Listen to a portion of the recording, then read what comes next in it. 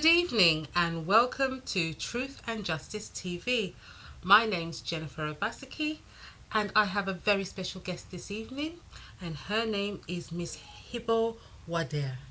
Today we are going to be discussing the important topic of refugees. And why are we discussing this today? For two reasons.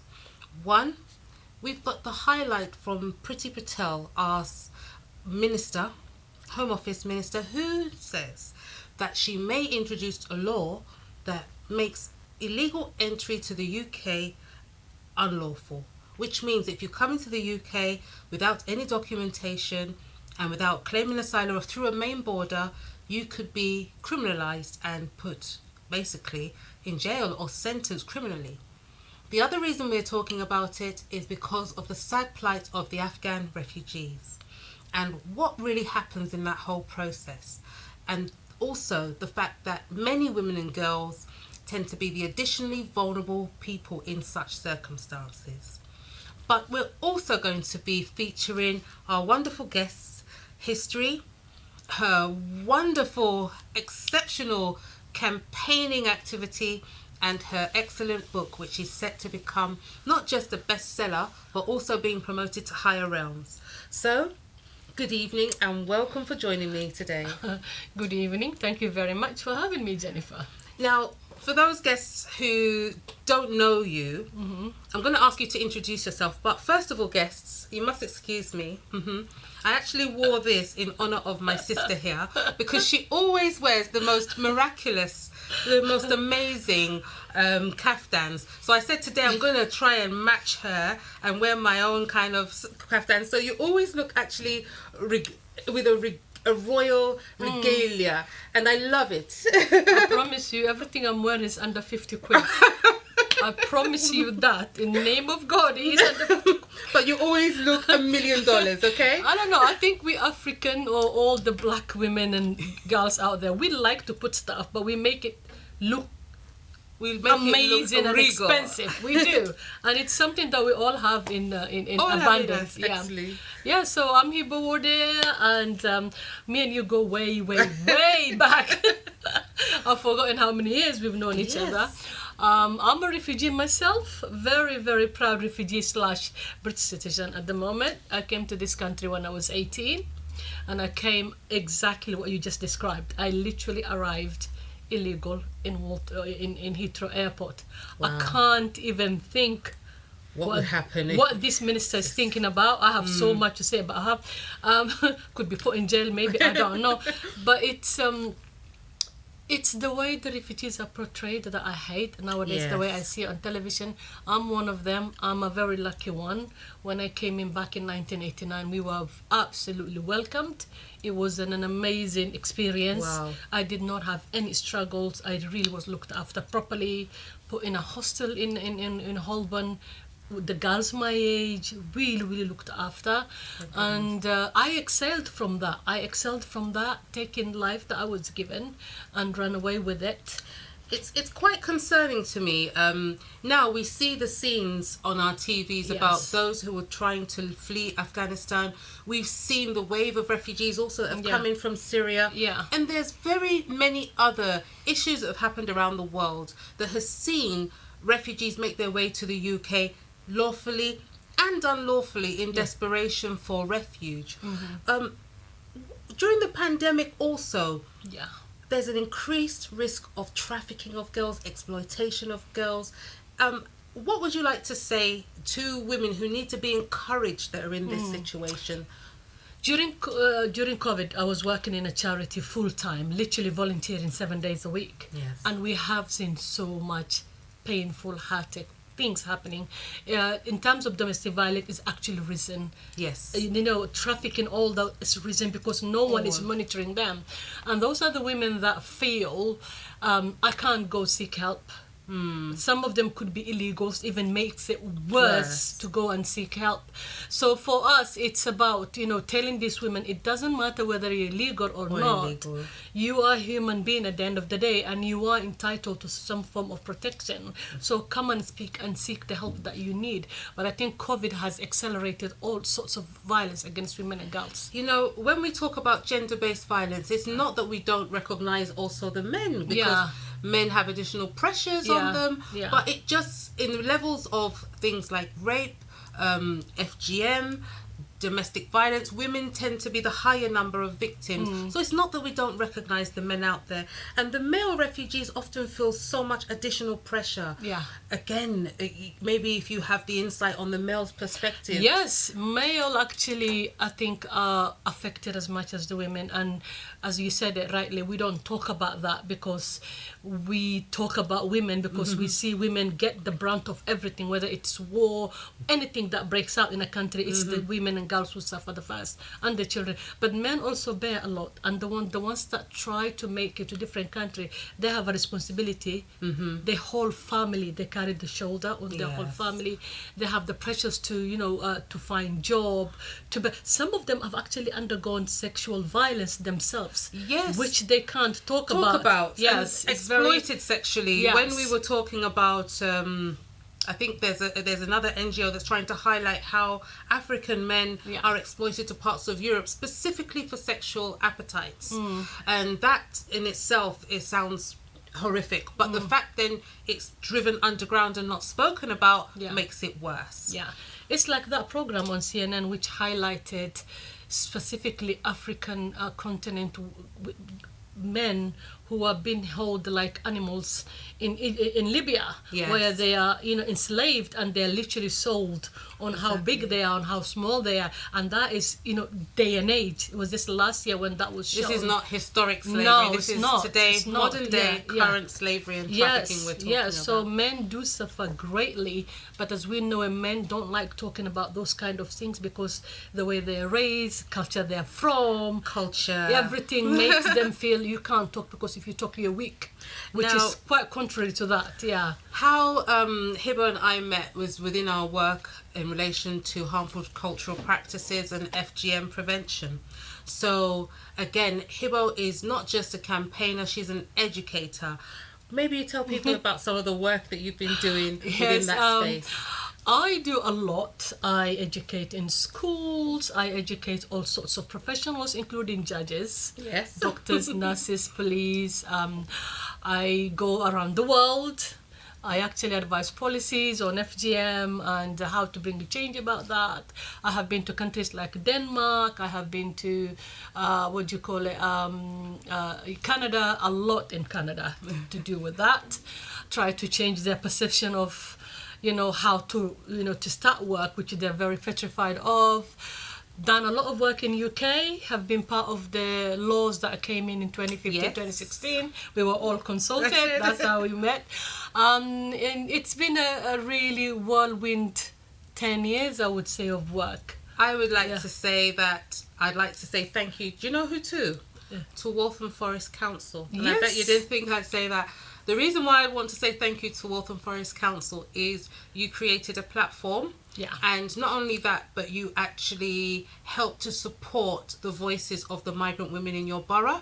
I think that you're exemplary, so I just want to put that out there. And everybody that knows me knows I don't like thanking any kind of government sources, etc. But I must give them their props on this particular issue. I think without them, honestly, Jennifer, I wouldn't be where I am. Waltham Forest, it took one councillor to listen to what I've got to say privately and ran away with it, and it ended up with the Waltham Forest giving me a work for I was the first survivor to work for local authority in terms of FGM, literally have that portfolio. Wow. So I owe a lot to them. Well, we thank you once again. And other local authorities, please pay attention. It should be considered as a pilot, the way that they actually handled that And topic. the first prosecution of UK came from my borough. Wonderful. With a doctor that I've trained. So there you go. There you are, Right, we're going to take a short break now. And after the break, when we come back, we're going to focus on Hibbo's book and let you know where you can get it and what it's all about. So see you after just a moment. Yes.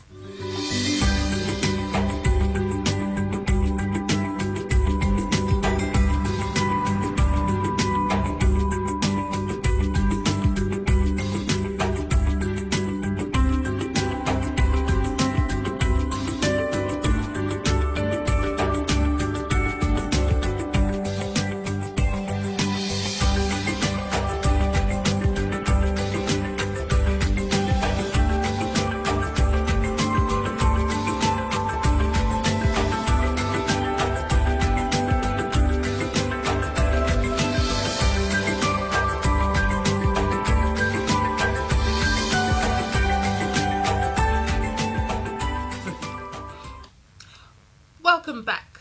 Now, my special guest today is Hibo Wadere, and today we are discussing refugees, increased gender-based violence during the pandemic, but also we are discussing her wonderful book. For those people out there, tell them the name and title of your book and where they can get it. I can remember the name. Sorry, I'm kidding. It's called Cut, One Woman's Fight Against Female Genital Mutilation in Britain, UK today. So it's a very, very book that I was never intended to write. Really, I wasn't. It just came in form of, what do you call it, a ghostwriter who hounded me on Twitter. Who hounded you? Yes. She we said, want to hear everything. We want to write. And I'm thinking, no, you don't. Yes, we do. And I didn't know book world, really, publishers and all that. I didn't know nothing about that. And she told me it's called, the publishers are called Simon & Schuster. They're the biggest in UK. And I'm just looking at them thinking, and that is relevant to me because I didn't understand the book world. And book was written in 7 months. We did it in 7 months, literally. That is not a short time, but actually for the type of book that it is. Yeah. When you go through your first draft, when you go through, the history that you're going deep inside yourself, did you find it cathartic? Oh that my reflection? God, it was... How do I say this? I felt like being mutilated over and over and over writing that book because it was, you can't hide. You can't hide. You can't sugarcoat things. You couldn't. You have to be as raw as you were. And that took a lot out of me. And emotionally. Yeah, emotionally and psychologically. And we were joined at the hip. So I will just say everything and she will write it down. And the contract I had was, my story is going to be written the way I say it. I don't want you to no change. Infiltration, manipulation. No. As you say, no sugarcoating. No sugarcoat. Don't change my words into fancy words. The simpler they come, you're going to write what I said. And they've stuck with that. That's beautiful. In my opinion, that's beautiful because your own authentic truth, nothing can beat it. Yeah. And I really want to applaud you for sharing your authentic truth with us. Yeah. Apart from the fact that it was traumatic to you, you're going to help so many others who've been through that trauma. So thank you from me to you and you out there. If you want to have a deeper and more subjective understanding of FGM and how it affects women and how it affected our Hibo, please go out and get the book. And they can get it on Amazon. It's on Amazon and I think right now it's actually on lower price, so you can go and get it. And if you follow me on Twitter, you can actually see the link I literally put this morning or somebody else asked me. Brilliant. So yeah, that book is out and it's been out since 2016. Its book has actually become part of the midwifery education, which syllabus. So if you're training to become a midwife now, you're going to learn this. It's a teaching so surreal and it's amazing because that was the whole idea for me. The book was to teach people understand what female genital mutilation is and just get on with world. And it was all about me raising education and educating people, but never did I dream it will be part of a midwifery education book. So I'm so happy about that. I'm very super proud. Yes. And the book itself, are there any plans for this book to be elevated into anything else? Yes. I have to say I'm so excited. I mean, like, I haven't accepted 100% yet. But there's plans. There's plans. They are adapting the book for a movie. That is all I can say. Our lips are sealed. I'm excited. It's going to be a very British film. And I wanted it to be that because I am here. I'm in UK. And this is also to raise awareness for my sisters globally as well. Excellent. But in UK, I wanted people to know as well that it's not far from you. It is happening on your doorstep. So it's all about that. And I'm extremely, extremely excited about that. Okay, we're going to take another very short break. Then when we come back, we're going to hear a little bit more about some of the work that Hibo's been doing and also discussing the plight of refugees who are coming into the UK. We've seen the negative press, but we also want to talk to you about some of the positive that migrants have contributed towards the country and also towards the economy. So see you after these few moments.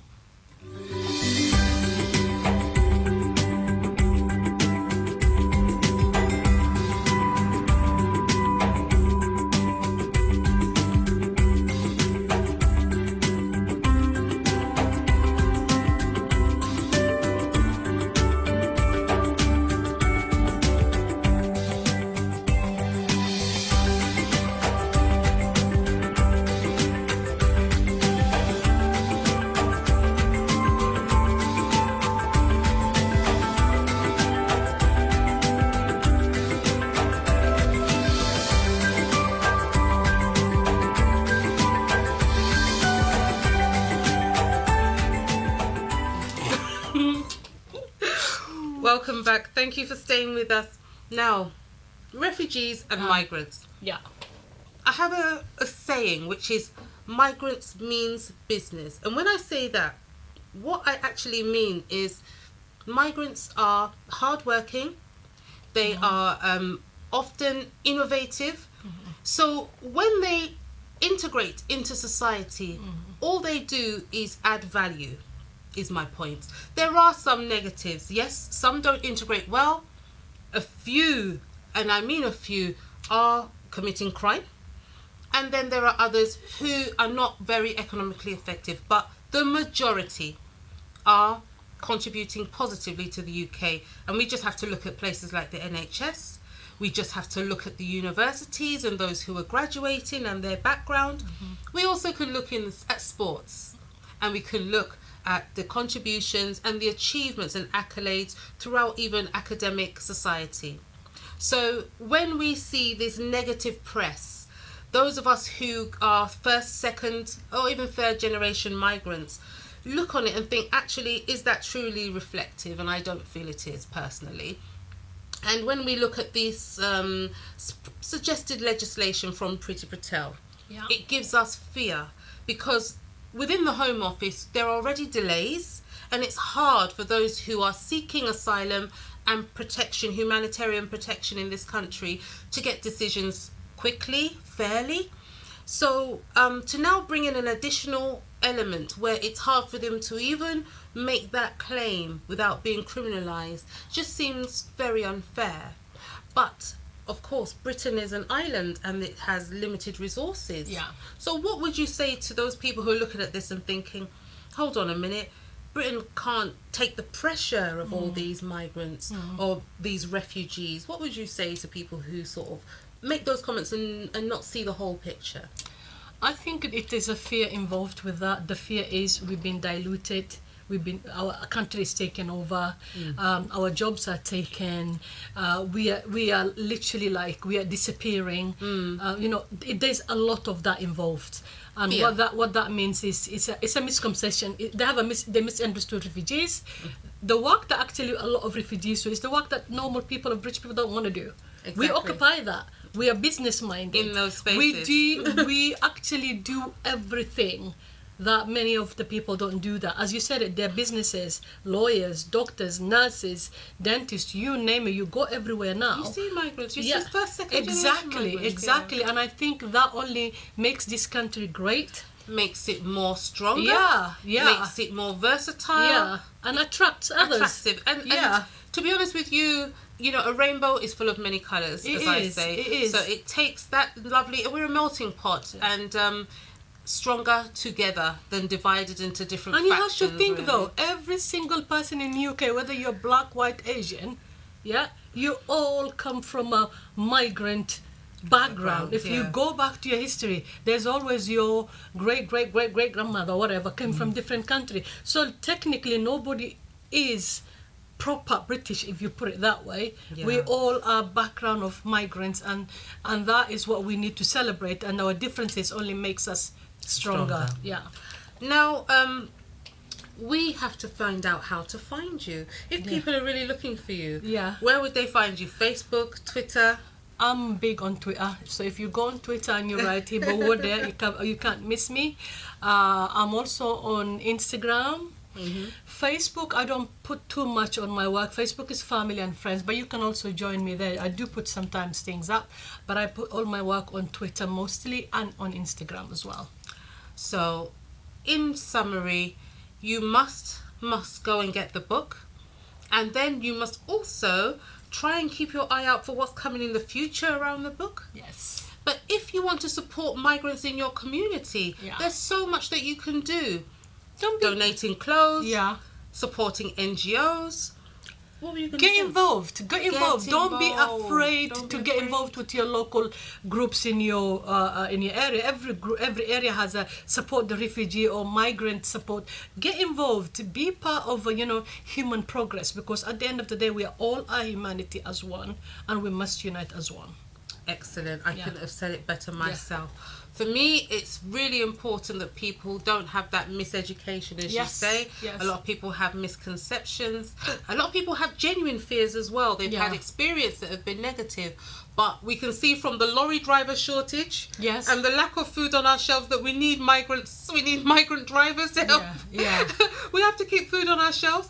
We've also seen from farmers, they don't have enough people to help them. We've seen from the warehouses, there's not enough people to help them. So the British economy is reliant on that. It depends on that. It's as simple as that. So it's about also integrating and making sure there is a respect, mutual respect, and that we progress as one nation, really, because that's how it is. And so this has been an amazing show for me. As I've said, I wore my kaftan for today. Oh, I wish I worn something more sparkly for you. I knew you were coming with a sparkle, so I really had to. I've done my best. And to all of you out there, if you are a migrant and you're feeling isolated, if you're feeling that you need support, your local authority should have some services for you. If not, there are different migrant services online. The NGOs that are able to help you, that reach out. There's London Mission, there's various different ones, and you can always contact the Obaseki solicitors and we can refer you on to get support and help for your situation, especially during the pandemic where you might feel isolated or you may lack some resources. Can I add something to that as well? Yes. If you're a refugee out there, just like I was, please don't be afraid to get involved. Find out where you live in. Find out how you can get language support if you don't know how to speak English. Don't be afraid to integrate with the society you're living in. Don't cut yourself off because you don't understand the culture, how it is. You're going to live here. Make it your business to know where you're living and what you can get out of it as well. Yes, if you don't speak, you won't know where the help is. Exactly. And there is lots of help out there for you, rest assured. If you're not documented, don't feel that you can't speak out if you're being exploited. There are specific laws around to protect you. There are specific lawyers out there who are designed and funded to help you. Once again, if you're in that position where you've been exploited, trafficked, or you are simply in a position where you're not even sure what your situation is because whoever's supporting you is not telling you or giving you your documentation, try and reach out to us in safety. We will be confidential with your information and we will also, again, refer you on if we can't help you directly. So thank you for staying with us and joining us. Thank you for joining us and coming this evening as our special guest, Hibo. Thank you so much for having me, Jennifer. It really is a blessing. Thank you so much. And thank you for staying and watching our wonderful program. And we'd love to see you again next week where we'll have another interesting topic for you. And so see you till then. And remember what I say, if you can't be good, be careful. Stay blessed.